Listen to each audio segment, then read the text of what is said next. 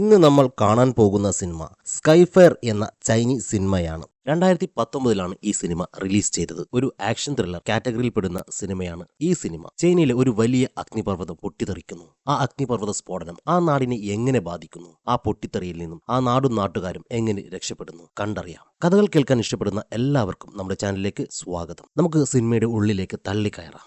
സിനിമയുടെ തുടക്കത്തിൽ നമ്മുടെ നായികയുടെ കുട്ടിക്കാലമാണ് കാണിക്കുന്നത്. നമ്മുടെ നായികയുടെ പേര് ഷവോമി എന്നാണ്. നമ്മുടെ നായികയുടെ അച്ഛനും അമ്മയും വോൾക്കാനോ റിസർച്ച് സെന്ററിലാണ് ജോലി എന്ന് പറഞ്ഞാൽ അവർ അവിടെയുള്ള സയന്റിസ്റ്റ് ആണ്. അങ്ങനെ നമ്മുടെ നായിക ഇങ്ങനെ കളിച്ചുകൊണ്ടിരിക്കുമ്പോൾ അവളുടെ മുന്നിലുണ്ടായിരുന്ന ഇലകളിലേക്ക് ഒരു തുള്ളി ലാവ തെറിച്ചു വീഴുന്നു. ഇത് കണ്ട നായിക അപ്പോൾ തന്നെ അമ്മയോട് കാര്യം പറയുന്നു. എന്നാൽ അമ്മ പറയുന്നു അത് ലാവ ആവാൻ ഒരു സാധ്യതയും ഇല്ല, കാരണം ഇപ്പോൾ ഒരു അഗ്നിപർവ്വത സ്ഫോടനത്തിന് യാതൊരു സാധ്യതയും ഇല്ല. ഇത് പറഞ്ഞ് തിരിയുമ്പോഴത്തേക്കും അവിടെ വലിയൊരു ശബ്ദമുണ്ടാകുന്നു. പക്ഷികൾ 4 ഭാഗത്തേക്ക് ചിതറിപ്പറക്കുന്നു. ഇതാണ് നായികയുടെ അച്ഛൻ. അദ്ദേഹത്തിന്റെ പേരാണ് ലീ. അദ്ദേഹവും ഈ അഗ്നിപർവ്വത സ്ഫോടനത്തിന്റെ ശബ്ദം കേൾക്കുന്നു. അദ്ദേഹം പുറത്തു വന്ന് നോക്കുമ്പോൾ അങ്ങ് ദൂരെ ഒരു അഗ്നിപർവ്വതം പൊട്ടിത്തെറിക്കുന്ന കാഴ്ചയാണ് അദ്ദേഹം കണ്ടത്. ആ കാഴ്ച കണ്ട് അയാൾ ഞെട്ടുന്നു. അപ്പോൾ തന്നെ അയാൾ തന്റെ ഭാര്യയെ വിളിക്കുന്നുണ്ട്. എന്നിട്ട് എവിടെയാണെന്ന് അന്വേഷിക്കുന്നു. നായികയുടെ അമ്മ ഫോൺ എടുത്ത് ഞങ്ങൾ നോർത്ത് സ്റ്റേഷനിലാണ് ഉള്ളത്, ഞങ്ങൾ അങ്ങോട്ടേക്ക് വന്നുകൊണ്ടിരിക്കുകയാണ് എന്ന് നായികയുടെ അമ്മ പറയുന്നു. അപ്പോഴത്തേക്കും അഗ്നിപർവ്വതത്തിൽ നിന്നും വലിയ വലിയ ലാവാ കഷ്ണങ്ങൾ ആ ക്യാമ്പിലേക്ക് വന്ന് പതിക്കുന്നുണ്ടായിരുന്നു. നായികയുടെ അച്ഛൻ കാറുമെടുത്ത് നായികയും അമ്മയും രക്ഷിക്കാൻ വേണ്ടി അവരുള്ള സ്ഥലത്തേക്ക് വേഗത്തിൽ ഓടിച്ചു പോകുന്നു. എന്നാൽ അപ്പോഴത്തേക്കും ആ അഗ്നിപർവ്വതം പൂർണ്ണമായി പൊട്ടിത്തെറിക്കുന്നു. ഇതേ സമയം നായികയും അമ്മയും ജീവൻ കയ്യിൽ പിടിച്ച് ഓടുകയാണ് ആ ലാവാപതനത്തിന്റെ ഇടയിലൂടെ. അപ്പോഴാണ് അതുവഴി ഒരു ട്രക്ക് വരുന്നത് അവർ കണ്ടത്. അവർ അതിന്റെ പിറകെ ഓടുന്നു. നായികയുടെ അമ്മ നായികയെ കഷ്ടപ്പെട്ട് ആ ട്രക്കിനകത്തേക്ക് ആദ്യം കയറ്റുന്നു. എന്നാൽ നായികയുടെ അമ്മ ആ ട്രക്കിനകത്ത് കയറാൻ നേരം ഒരു വലിയ ലാവാ കഷ്ണം വന്ന് വീണ് നായികയുടെ അമ്മ തെറിച്ചു വീഴുന്നു. ഇതേ സമയം നായികയുടെ അച്ഛൻ അവിടെ എത്തുന്നു. അപ്പോൾ മകൾ അച്ഛാ, അമ്മ അവിടെ വീണ് കിടപ്പുണ്ട് എന്ന് ഉറക്കെ വിളിച്ചു പറയുന്നു. അപ്പോഴത്തേക്കും ആ അഗ്നിപർവ്വതം പൊട്ടി ചാരവും ലാവയും മണ്ണും ഒക്കെ കലർന്ന കൊടുങ്കാറ്റ് താഴേക്ക് കുതിച്ചു വരികയാണ്. ഈ മഞ്ഞുമല ഇടിഞ്ഞ് വീഴാറില്ലേ, അതേപോലെ. എന്നാൽ നായികയുടെ അച്ഛൻ അതൊന്നും വകവയ്ക്കാതെ തന്റെ ഭാര്യയെ രക്ഷിക്കാനായി മുന്നോട്ട് തന്നെ കുതിക്കുന്നു. അങ്ങനെ കുറച്ചു ദൂരം മുന്നോട്ട് പോയപ്പോൾ തന്റെ ഭാര്യ ഓടി വരുന്നത് അദ്ദേഹം കാണുന്നുണ്ട്. എന്നാൽ അപ്പോൾ ഒരു വലിയ ലാവാ കഷ്ണം വന്ന് വീണ് നായികയുടെ അച്ഛനുണ്ടായിരുന്ന വണ്ടി തലകീഴായി മറിയുന്നു. ഈ കാഴ്ച കണ്ട നായികയുടെ അമ്മ ഒന്ന് നിൽക്കുന്നു. കാരണം അവർക്ക് മനസ്സിലായി ഇനി തനിക്ക് രക്ഷപ്പെടാൻ സാധിക്കില്ല എന്ന്. തന്റെ പ്രിയതമനെ നോക്കി അവർ നിറകണ്ണുകളുടെ ഗുഡ് ബൈ പറയുന്നു. അപ്പോഴത്തേക്കും ലാവയും പൊടിപടലങ്ങളും നിറഞ്ഞ ആ കാറ്റ് അവളെ വിഴുങ്ങിയിരുന്നു. അവൾ മരണത്തിന് കീഴടങ്ങി. തന്റെ ഭാര്യ കൺമുന്നിൽ മരിച്ചു വീഴുന്നത് നിറകണ്ണുകളോടെ നോക്കി നിൽക്കാനേ നായികയുടെ അച്ഛന് കഴിഞ്ഞുള്ളൂ. അയാളുടെ സങ്കടം ആ കണ്ണിൽ കാണാമായിരുന്നു. അങ്ങനെ കുറച്ച് വർഷങ്ങൾക്ക് ശേഷം നായികയുടെ അച്ഛൻ അഗ്നിപർവ്വതങ്ങളെയും കുറിച്ചും തനിക്കുണ്ടായ അനുഭവങ്ങളെക്കുറിച്ച് കുട്ടികൾക്ക് ക്ലാസ് എടുക്കുന്നു. അപ്പോൾ തനിക്കുണ്ടായ ദുരന്തത്തെക്കുറിച്ച് പറയുമ്പോൾ അയാൾക്ക് സങ്കടം സഹിക്കാൻ പറ്റിയിരുന്നില്ല. എന്നാൽ തന്റെ ഭാര്യ നഷ്ടപ്പെട്ട ആ അഗ്നിപർവ്വതത്തിന് താഴെ ഇപ്പോൾ വലിയൊരു തീം പാർക്കാണ് പ്രവർത്തിക്കുന്നത്. അവിടെ ഒരുപാട് റിസോർട്ടുകൾ ഉയർന്നിരിക്കുന്നു. അവർ അവിടെ മുഴുവനും നശിപ്പിച്ചിരിക്കുന്നു. അതുമാത്രമല്ല, അവർ എന്താണ് ചെയ്യുന്നതെന്ന് അവർക്കറിയുന്നില്ല. ഒരു വലിയ അപകടത്തിലേക്കാണ് അവരുടെ പോക്ക്. ഇതിനെക്കുറിച്ച് ഞാൻ അവർക്ക് മുന്നറിയിപ്പ് കൊടുത്തിരുന്നുവെങ്കിലും അവർ എന്റെ വാക്കുകൾ ചെവിക്കൊണ്ടില്ല. അടുത്ത ഷോട്ടിൽ കാണിക്കുന്നത് നമ്മുടെ നായികയാണ്. അവളും അവളുടെ അച്ഛനെയും അമ്മയും പോലെ വോൾക്കാനിക് റിസർച്ച് സെന്ററിലെ ഒരു സയന്റിസ്റ്റ് ആണ്. ആ അഗ്നിപർവ്വതത്തിന്റെ ഉള്ളിലേക്ക് അവൾ ഇറങ്ങിയിരിക്കുകയാണ്. ഈ അഗ്നിപർവ്വതത്തിനെ കൂടുതലായി പഠിക്കാൻ വേണ്ടി സൂ എന്നൊരു സിസ്റ്റം അവിടെ ഇൻസ്റ്റാൾ ചെയ്യാനായിരുന്നു നായിക അഗ്നിപർവ്വതത്തിന്റെ ഉള്ളിലേക്ക് ഇറങ്ങിച്ചെന്നത്. അങ്ങനെ നല്ല രീതിയിൽ ആ ഉപകരണം ഇൻസ്റ്റാൾ ചെയ്ത് നായിക പുറത്തേക്ക് വരുന്നു. അപ്പോൾ അവളുടെ അച്ഛൻ അവളെ ഫോൺ വിളിക്കുന്നുണ്ട്. എന്നാൽ അവൾ ആ കോൾ അറ്റൻഡ് ചെയ്യുന്നില്ല. അതിനൊരു കാരണമുണ്ട്. അവളുടെ അമ്മയുടെ മരണത്തിന് കാരണം അച്ഛനാണെന്നാണ് അവളുടെ തെറ്റിദ്ധാരണ. അന്ന് അഗ്നിപർവ്വതം പൊട്ടിത്തെറിച്ചപ്പോൾ അച്ഛന് അമ്മയെ രക്ഷിക്കാൻ പറ്റുമായിരുന്നു. പക്ഷേ അച്ഛൻ അമ്മയെ രക്ഷിച്ചില്ല. ഇതാണ് നായികയ്ക്ക് അച്ഛനോടുള്ള ദേഷ്യത്തിന്റെ കാരണം. അതുകൊണ്ട് തന്നെ അച്ഛനുമായി യാതൊരു ബന്ധവും നായിക വെച്ചു പുലർത്തിയിരുന്നില്ല. എന്നാൽ കൂടെയുള്ള പ്രൊഫസർ നായികയെ ഉപദേശിക്കുന്നുണ്ട്. നിന്റെ നേട്ടങ്ങൾ അതൊക്കെ നിന്റെ അച്ഛനെ നീ അറിയിക്കണം, അതിൽ അദ്ദേഹം ഒരുപാട് സന്തോഷിക്കും, ഒരുപാട് അഭിമാനിക്കും എന്നൊക്കെ. എന്നാൽ നായിക പറയുന്നു ഒരിക്കലും അദ്ദേഹം അതിൽ സന്തോഷിക്കില്ല, കാരണം അദ്ദേഹം എന്നെ സ്നേഹിച്ചിട്ടില്ല, എന്നെ സ്നേഹത്തോടെ ഒന്ന് നോക്കിയിട്ട് പോലുമില്ല, എന്തിന് എന്നോട് മിണ്ടിയിട്ട് പോലുമില്ല, എന്റെ സ്കൂളിൽ പോലും അച്ഛൻ വരില്ലായിരുന്നു. അദ്ദേഹം ഏറ്റവും അധികം സ്നേഹിച്ചത് അദ്ദേഹത്തിന്റെ റിസർച്ചിനെ മാത്രമാണ്. അതുകൊണ്ട് തന്നെ അച്ഛനോട് സംസാരിക്കാൻ എനിക്ക് താല്പര്യമില്ല. അത് പറഞ്ഞ് അവൾ ഒരു ബൈക്ക് എടുത്ത് അവളുടെ റിസർച്ച് സെന്ററിലേക്ക് പോകുന്നു. അവിടെ എത്തിയ നായികയും കൂട്ടരും അവർ ഫിക്സ് ചെയ്ത ഉപകരണത്തെപ്പറ്റി സംസാരിക്കുകയാണ്. ഇതാണ് ആ ഉപകരണം. ഈ ഉപകരണം കൊണ്ട് ആ അഗ്നിപർവ്വതത്തിന്റെ എല്ലാ കാര്യങ്ങളും അവർക്ക് ഇവിടെ ഈ റിസർച്ച് സെന്ററിൽ ഇരുന്ന് അറിയാൻ സാധിക്കും. ആ അഗ്നിപർവ്വതത്തിന്റെ താപനില, അത് എപ്പോൾ പൊട്ടിത്തെറിക്കും, അതിന് എത്ര വർഷമെടുക്കും, അങ്ങനെ അഗ്നിപർവ്വതത്തിന്റെ എല്ലാ കാര്യങ്ങളും ഇവർക്ക് ഇവിടെ ഇരുന്ന് അറിയാൻ പറ്റും. ശരിക്കും പറഞ്ഞാൽ ആ അഗ്നിപർവ്വതത്തിന്റെ ഒരു ലൈവ് മിനിയേച്ചർ ഇവരുടെ ലാബിൽ സെറ്റ് ചെയ്ത പോലെ ആ അഗ്നിപർവ്വതത്തിന്റെ ഉൾവശം വരെ അവർക്ക് വ്യക്തമായി സുതാര്യമായി ഇവിടെ നിന്ന് കാണാൻ സാധിക്കും. ശരിക്കും ഈ ഒരു പ്രൊജക്ട് നായികയുടെ അമ്മയുടെ സ്വപ്നമായിരുന്നു. അതാണ് ഇപ്പോൾ നായിക സാധിച്ചെടുത്തത്. അങ്ങനെ അവരെല്ലാം ആ ഡിവൈസിലെ ഡാറ്റ അനലൈസ് ചെയ്യുന്നുണ്ട്. അപ്പോൾ നായികയോട് എന്തെങ്കിലും പ്രശ്നമുണ്ടോ എന്ന് പ്രൊഫസർ ചോദിക്കുന്നു. അങ്ങനെ ചോദിച്ചാൽ ഈ അഗ്നിപർവ്വതം അടുത്ത് തന്നെ പൊട്ടും എന്നാണ് ഇതിലെ ഡാറ്റ കാണിക്കുന്നത്. അതുകൊണ്ട് തന്നെ നമുക്ക് നമുക്ക് ആ തീം പാർക്ക് ക്ലോസ് ചെയ്യാൻ പറയാം എന്ന് നായിക പറയുന്നു. എന്നാൽ നമ്മൾ ഇപ്പോഴല്ലേ ആ ഡിവൈസ് അഗ്നിപർവ്വതത്തിൽ ഫിക്സ് ചെയ്തത്, അതുകൊണ്ട് തന്നെ നമ്മൾ കൂടുതൽ കാര്യങ്ങൾ ഇനിയും പഠിക്കാനുണ്ട്. അതുകൊണ്ട് തിരക്ക് പിടിച്ച് ഒരു തീരുമാനവും എടുക്കണ്ട എന്ന് പ്രൊഫസർ പറയുന്നു. ഇതേ സമയം നായികയുടെ അച്ഛൻ ഇപ്പോഴത്തെ ആ അഗ്നിപർവ്വതത്തിന്റെ ഫോട്ടോയും 10 വർഷം മുമ്പ് അഗ്നിപർവ്വതം പൊട്ടിത്തെറിക്കുന്നതിന് മുമ്പ് എടുത്ത ഫോട്ടോയും തമ്മിൽ താരതമ്യം ചെയ്യുന്നു. ആ രണ്ട് ഫോട്ടോകളും ഏകദേശം ഒരേപോലെ ഇരിക്കുന്നു. അപ്പോൾ നായികയുടെ അച്ഛന് മനസ്സിലാകുന്നു ആ അഗ്നിപർവ്വതം ഉടനെ തന്നെ പൊട്ടാൻ സാധ്യത ഉണ്ട് എന്ന കാര്യം. അടുത്ത ഷോട്ടിൽ കാണിക്കുന്നത് ഈ തീം പാർക്കിന്റെ ഓണറെയാണ്. അദ്ദേഹത്തിന്റെ പേരാണ് ജാക്ക്. അയാളുടെ കൂടെ തന്നെ അയാളുടെ ഭാര്യയുമുണ്ട്. അവളുടെ പേരാണ് ജിയ. തന്റെ പുതിയ പ്രൊജക്ട് കാണാൻ വന്നവരോട് തന്റെ വരുംകാല പ്രൊജക്ടിനെ കുറിച്ച് സംസാരിക്കുകയാണ് ജാക്ക്. അഗ്നിപർവ്വതവും ലാവയും എല്ലാവർക്കും പേടിയായിരുന്നു. എന്നാൽ ഞാൻ എന്റെ കസ്റ്റമേഴ്സിനെ അഗ്നിപർവ്വതത്തിന്റെ അടുത്ത് കൊണ്ടുപോകും, അതിന്റെ ഉള്ളിലേക്ക് ഇറക്കും, എന്നിട്ട് അവർക്ക് റിയൽ ത്രിൽ എന്താണെന്ന് ഞാൻ കാണിച്ചു കൊടുക്കും. അതിനുവേണ്ടിയുള്ള എല്ലാ കാര്യങ്ങളും ഞാൻ ചെയ്തു കഴിഞ്ഞു. സത്യം പറഞ്ഞാൽ ഈ പ്രൊജക്ട് തന്നെ ഇപ്പോൾ നടപ്പിലായി കഴിഞ്ഞു എന്ന് അദ്ദേഹം പറയുന്നുണ്ട്. ഇവിടെ നമ്മുടെ നായിക ജാക്കിനെ കാണാൻ വന്നിരിക്കുകയാണ്. നിങ്ങൾ ഈ ചെയ്യുന്ന പ്രവൃത്തി മൂലം ഈ അഗ്നിപർവ്വതം ഉടൻ പൊട്ടിത്തെറിക്കും. നിങ്ങൾ ഉടനെ തന്നെ നിങ്ങൾ നടത്തിക്കൊണ്ടിരിക്കുന്ന ഇവിടേക്കുള്ള ടൂർ പ്രോഗ്രാം നിർത്തിവെക്കണം, അല്ലെങ്കിൽ വലിയ അപകടമുണ്ടാകുമെന്ന് നായിക പറയുന്നു. എന്നാൽ ജാക്ക്, ഞാൻ ഇതിനു വേണ്ടി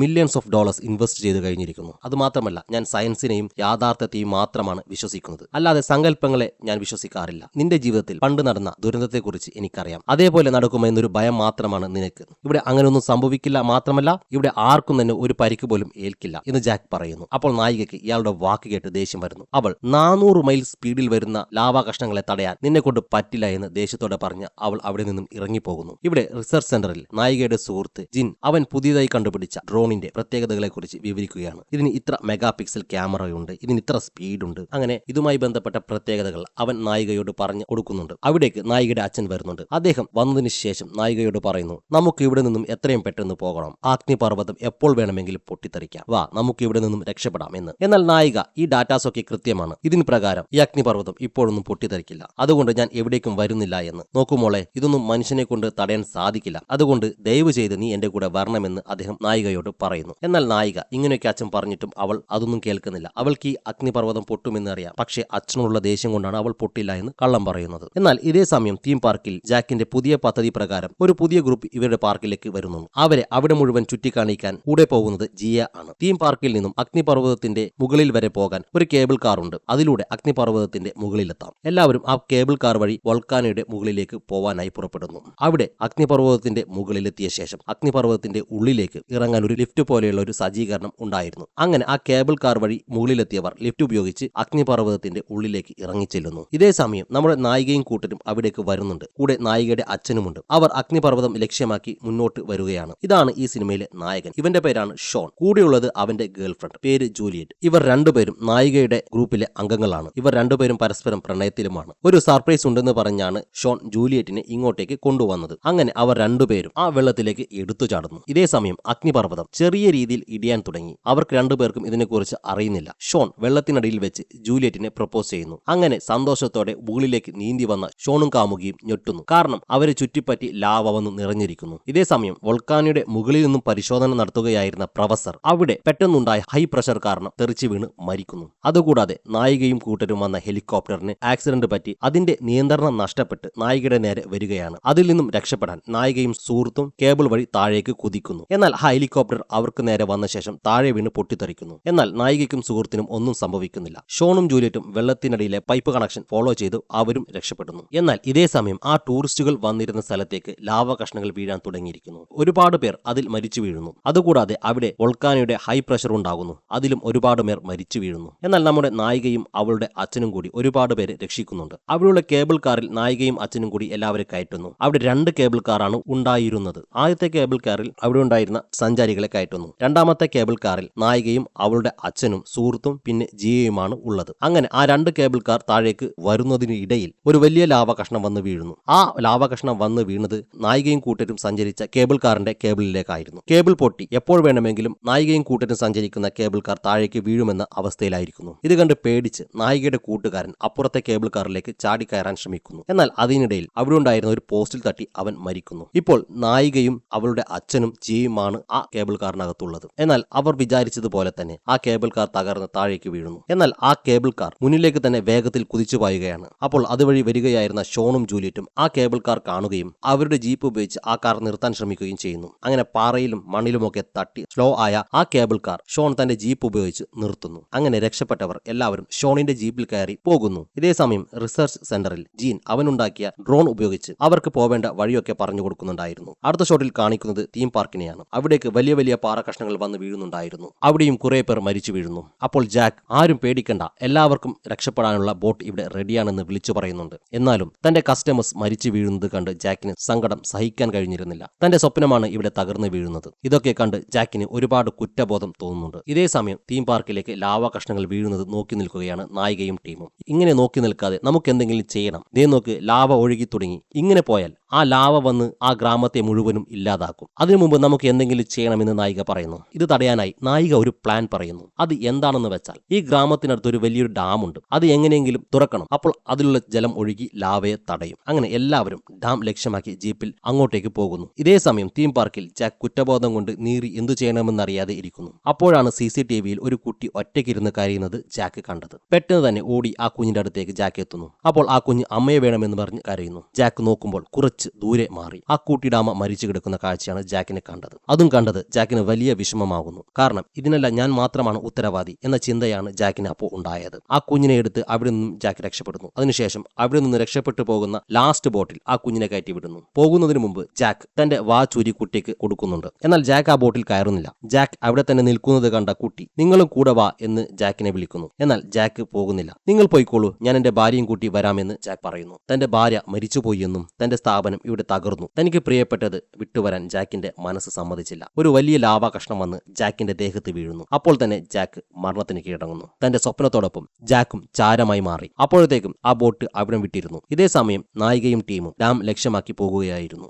അപ്പോൾ റിസർച്ച് സെന്ററിൽ ഇരിക്കുന്ന ജീൻ നിങ്ങളുടെ പിറകിൽ എന്തോ ഒന്ന് ഒഴുകി വരുന്നുണ്ട് എന്ന മുന്നറിയിപ്പ് നൽകുന്നു. അത് എന്താണെന്ന് അറിയാൻ വേണ്ടി അവർ വണ്ടി നിർത്തി ചുറ്റിലും നോക്കുന്നു. അപ്പോഴാണ് ഇവരുടെ തൊട്ടുപുറകിൽ ലാവ ഒരു പുഴ പോലെ ഒഴുകി വരുന്നത് ഇവർ കണ്ടത്. അപ്പോൾ തന്നെ അവർ ആവുന്നത്ര സ്പീഡിൽ മുന്നോട്ടേക്ക് കുതിക്കുന്നു. ലാവ മാത്രമല്ല, മുകളിൽ നിന്നും ലാവ കഷ്ണങ്ങളും ഇവരുടെ ജീപ്പിന് മുകളിലായി താഴേക്ക് വീഴുന്നുണ്ടായിരുന്നു. അതിനിടയിലൂടെ കഷ്ടപ്പെട്ട് അവർ ഡാം ലക്ഷ്യമാക്കി മുന്നോട്ട് തന്നെ പോകുന്നു. എന്നാൽ പെട്ടെന്നൊരു ലാവ കഷ്ണം ഇവരുടെ ജീപ്പിന് മുകളിലേക്ക് വീഴുന്നു. അപ്പോൾ ജീപ്പ് കൺട്രോൾ വിട്ട് മറിയാനായി ഒരു വശത്തേക്ക് ചെരിയുന്നു. എന്നാൽ ജീപ്പ് മറിയാതെ കൺട്രോൾ ചെയ്ത് അവർ പോകുന്നു. എന്നാൽ ഇപ്പോൾ വണ്ടി റിവേഴ്സിലാണ് പോകുന്നത്. ഇവരുടെ തൊട്ടുപിന്നിൽ ഒരു കുഴിയുണ്ട്. ആ കുഴിക്കപ്പുറം ചാടിയാൽ ഈ ലാവ മുഴുവൻ ആ കുഴിയിൽ വീഴും. അപ്പോൾ ഇവർക്ക് രക്ഷപ്പെടാം. അതിനുവേണ്ടിയാണ് ജീപ്പ് സ്പീഡിൽ റിവേഴ്സിൽ പോകുന്നത്. അങ്ങനെ അവർ ആ കുഴി ക്രോസ് ചെയ്ത് അപ്പുറത്തേക്ക് എത്തുന്നു. അവർ പ്രതീക്ഷിച്ചതുപോലെ ലാവ ആ കുഴിയിൽ കൂടി ഒഴുകി പോകുന്നു. അങ്ങനെ അവർ ഡാം സെന്ററിലേക്ക് എത്തുന്നു. പക്ഷേ ഡാമിന്റെ ഷട്ടർ തുറക്കാനുള്ള സ്വിച്ചിന്റെ താഴെ മുഴുവനും ലാവയാണ്. അവർക്ക് അങ്ങോട്ടേക്ക് പോവാൻ സാധിക്കുന്നില്ല. അങ്ങനെ എന്തു ചെയ്യണമെന്നറിയാതെ നായികയും ടീമും ആലോചിക്കുമ്പോൾ നായികയ്ക്ക് മുകളിൽ കുറച്ച് ഗ്യാപ്പ് കാണുന്നുണ്ട്. അതൊരു വെന്റിലേഷൻ പോലെയാണ് ഉണ്ടായിരുന്നത്.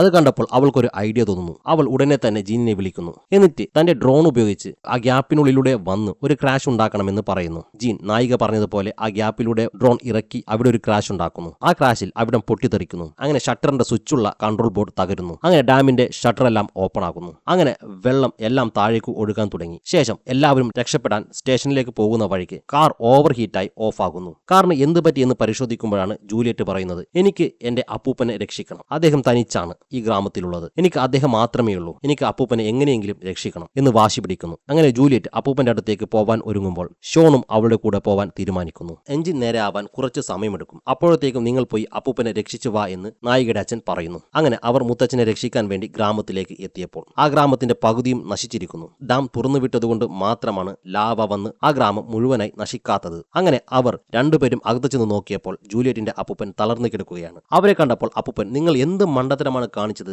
നിങ്ങൾ വേഗം ഇവിടെ നിന്ന് രക്ഷപ്പെടൂ എന്ന് അപ്പൂപ്പൻ പറയുന്നു. എന്നാൽ ജൂലിയറ്റ്, നിങ്ങൾ മാത്രമേ എനിക്കുള്ളൂ, നിങ്ങളെ ഉപേക്ഷിച്ച് പോവാൻ എനിക്ക് പറ്റില്ല എന്ന് അവൾ പറയുന്നു. എന്നെ നിങ്ങളുടെ കൂടെ കൊണ്ടുപോവാൻ പറ്റില്ല, നീ എത്രയും വേഗം ഇവളെയും കൊണ്ട് ഇവിടെ നിന്ന് പോവാൻ അപ്പൂപ്പൻ ഷോണിനോട് പറയുന്നു. ഇത്രയും പറഞ്ഞ് അപ്പൂപ്പൻ മരണത്തിന് കീഴടങ്ങുന്നു. അങ്ങനെ ഷോൺ ജൂലിയറ്റിനെയും കൊണ്ട് വീടിന് പുറത്തെത്തിയപ്പോൾ ആ പ്രദേശം മുഴുവനും തീയാണ്. അവർക്ക് രക്ഷപ്പെടാൻ ഒരു പഴുതുപോലുമില്ല. തങ്ങളുടെ മരണം അവർ മുന്നിൽ കണ്ടു. ഇതാണ് തങ്ങളുടെ അവസാന നിമിഷമെന്ന് അവർ കരുതിയിരിക്കുന്ന സമയത്ത് നായിക ജീപ്പുമായി വന്ന് അവരെ രക്ഷപ്പെടുത്തുന്നു. ഇനി കുറച്ചു നേരം കഴിഞ്ഞാൽ ആ അഗ്നിപർവ്വതം പൂർണ്ണമായും പൊട്ടിത്തെറിക്കും. അതിനു മുമ്പ് അവർക്ക് റിസർച്ച് സെന്ററിൽ എത്തണം. എന്നാലേ നായികയ്ക്കും ടീമിനും രക്ഷപ്പെടാൻ സാധിക്കുകയുള്ളൂ. എന്നാൽ ആ റിസർച്ച് സെന്ററിലേക്കും വലിയ വലിയ ലാവകഷ്ണങ്ങൾ വന്ന് വീഴുന്നുണ്ടായിരുന്നു. എന്നാൽ ജീൻ അതൊക്കെ ഒരു വിധത്തിൽ മാനേജ് ചെയ്യുകയാണ്. ഇതേ സമയം നായികയും ടീമും സഞ്ചരിച്ചു കൊണ്ടിരുന്ന ജീപ്പിന്റെ ടയർ ലാവയിലേക്ക് മുങ്ങിപ്പോകുന്നു. അതുകൂടാതെ തൊട്ടടുത്തൊരു ലാവ പുഴ തന്നെ ഒഴുകുന്നുണ്ടായിരുന്നു. ഇവർ സഞ്ചരിച്ച ജീപ്പ് മെല്ലെ മെല്ലെ പുഴയിലേക്ക് തെന്നി നീങ്ങുന്നുണ്ട്. എത്രയൊക്കെ ശ്രമിച്ചിട്ടും അവർക്ക് ആ ജീപ്പ് അവിടെ നിന്നും അനക്കാൻ സാധിച്ചില്ല. അപ്പോൾ ഷോൺ ജീപ്പിന്റെ മുന്നിൽ കയറി അതിലുണ്ടായിരുന്ന ഒരു കയർ അവിടെ ഉണ്ടായിരുന്ന ഒരു പാറയിലേക്ക് എറിഞ്ഞ് ആ കയർ അവിടെ കൊളുത്തുന്നു. അപ്പോൾ ലാവയുടെ ഫോഴ്സ് കാരണം ജീപ്പ് ലാവയിലേക്ക് വീഴുന്നു. എന്നാൽ വള്ളി പാറയിൽ കുടുങ്ങിയതുകൊണ്ട് ജീപ്പ് ലാവയിൽ വീഴാതെ തലകീഴായി തൂങ്ങിക്കിടക്കുന്നു. അങ്ങനെ എല്ലാവരും ആ വള്ളി വള്ളി ഉപയോഗിച്ച് മുകളിലേക്ക് കയറുന്നു. എന്നാൽ അവസാനം കയറിയ നായികയുടെ അച്ഛൻ വള്ളി പൊട്ടി താഴേക്ക് വീഴുന്നു. എന്നാൽ ഷോൺ അദ്ദേഹത്തെ രക്ഷിക്കുന്നു. അങ്ങനെ എല്ലാവരും നടന്ന് റിസർച്ച് സെന്ററിലേക്ക് എത്തുന്നു. നായിക അച്ഛന്റെ കയ്യിലുണ്ടായിരുന്ന മുറിവ് വെച്ചു കെട്ടുകയാണ്. അപ്പോൾ അയാൾ നായികയുടെ അമ്മ ഉപയോഗിച്ചൊരു ടൂൾ അവൾക്ക് കൊടുക്കുന്നു. ഇതും കണ്ടതും നായികയ്ക്ക് സങ്കടം സഹിക്കാൻ പറ്റിയില്ല. ഇത്രയും വർഷം കഴിഞ്ഞിട്ടും അച്ഛൻ അമ്മയുടെ ഉപകരണം നിധി പോലെ സൂക്ഷിച്ചത് കണ്ട് അവൾ അച്ഛ എന്ന് കരഞ്ഞുകൊണ്ട് വിളിക്കുന്നു. നീ എത്ര വർഷമായി എന്നെ അച്ഛ എന്ന് വിളിച്ചിട്ട്, ഇനി ചത്താലും എനിക്ക് പ്രശ്നമില്ല എന്ന് അദ്ദേഹം പറയുന്നു. ഇത് കേട്ട് സങ്കടത്തോടെ നായിക അച്ഛനെ കെട്ടിപ്പിടിക്കുന്നു. എന്നിട്ട് ഉറക്കെ കരയുന്നു. അതിനിടയിൽ റെസ്ക്യൂ ടീം 15 മിനിറ്റിനുള്ളിൽ എത്തുമെന്ന ഇൻഫർമേഷൻ ഇവർക്ക് കിട്ടുന്നു. എന്നാൽ അപ്പോഴത്തേക്കും അഗ്നിപർവ്വതം പൂർണ്ണമായി പൊട്ടിത്തെറിക്കുന്നു. അങ്ങനെ ഇവർ റിസർച്ച് സെന്ററിൽ നിന്നും ഓടി രക്ഷപ്പെടാൻ തുടങ്ങി. എന്നാൽ വലിയ വലിയ ലാവാ കഷ്ണങ്ങൾ തുടരെ ഇവരുടെ നേർക്ക് വരുന്നുണ്ടായിരുന്നു. എന്നാൽ ഇവർ ഓടി അവിടെ ഉണ്ടായിരുന്ന ഒരു പാലം വഴി അപ്പുറത്തേക്ക് രക്ഷപ്പെടുന്നു. എന്നാൽ നായികയുടെ അച്ഛൻ പാലം കടക്കാൻ നേരം പാലത്തിന്റെ മുകളിലേക്ക് വലിയൊരു ലാവാ കഷ്ണം വന്ന് വീണ് പാലം തകരുന്നു. അങ്ങനെ നായികയുടെ അച്ഛൻ അപ്പുറത്ത് കുടുങ്ങുന്നു.